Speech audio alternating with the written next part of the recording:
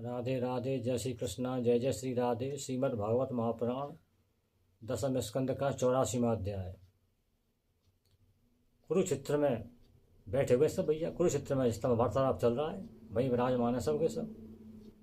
तो द्रौपदी जी, सुभद्रा जी, कुंती माता, गांधारी माता और सभी राजाओं की पत्नियां, सभी गोपियां, सभी पटरानियों की बात सुनकर बड़ी खुश हो रही हैं, मंत्रमुग्ध हो रही हैं कि महाराज श्री कृष्ण की सभी रानियों का भगवान के प्रति कितना अगाध प्रेम है कि सबने कहा हमारा विवाह ऐसे होगा, हमारा विवाह ऐसे होगा, हम तो इन्हीं की चरणों की सेवा करना चाहते थे, महाराज हमारे सर्वेश्वर हैं। बड़ी खुश हो रही थी कि कितना प्रेम है भगवान के प्रति सब रानियों के मन में। भैया ऐसे ही सब स्त्रियों से बातें कर रही थी, पुरुषों से बातें कर रहे थे, कुछ चर्चाएँ हो रही थी, बातचीत हो रही थी गुट बना के। इतने में सब ऋषि मुनि, महाराज वशिष्ठ जी, विश्वामित्र जी, सनत कुमार जी, अत्रि ऋषि महाराज और पाराशर ऋषि, गौतम जी, भरद्वाज जी, महाराज परशुराम जी, च्यवन ऋषि, देवल ऋषि, सभी ऋषि मुनि, अंगिरा ऋषि, सभी ऋषि मुनि इकट्ठे होकर कुरुक्षेत्र में पधारे।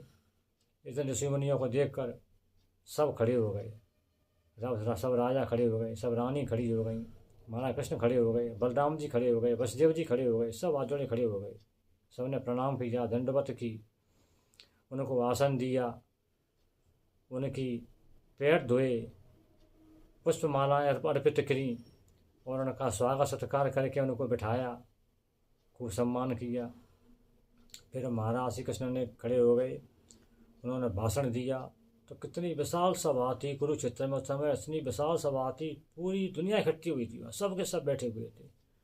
तो कितनी गजब की शांति, कितनी चुपचाप, बिल्कुल आवाज़ नहीं, जैसे अंग्रेजी में कहती हैं पिन ड्रॉप साइलेंस, मतलब इतनी शांति कि आप एक पिन गिरा दो तो उस पिन की आवाज़ भी सुनाई पड़ जाएगी, इतनी शांति, कोई नहीं बोल रहा।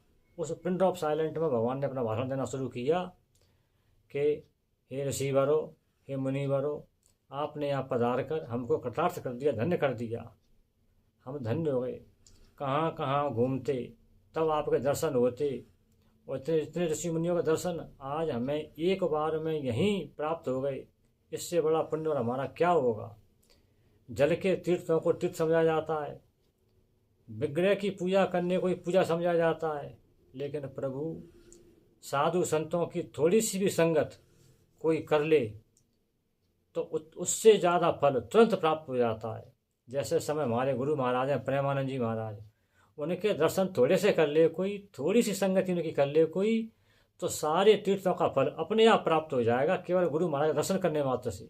ऐसे ही इनसे ऋषि मुनि वहाँ आ गए, तो दर्शन करने से प्रभु हमारे जीवन सफल हो गया। प्रभु जो कोई इस शरीर को, इस कफ पित्त वायु के शरीर को शरीर मानता है, इसी को सब कुछ मानता है, वो बड़ी मूर्खता है, वो कुछ नहीं जानता है प्रभु। क्योंकि आपके दर्शन करने से जीवन सफल होता है।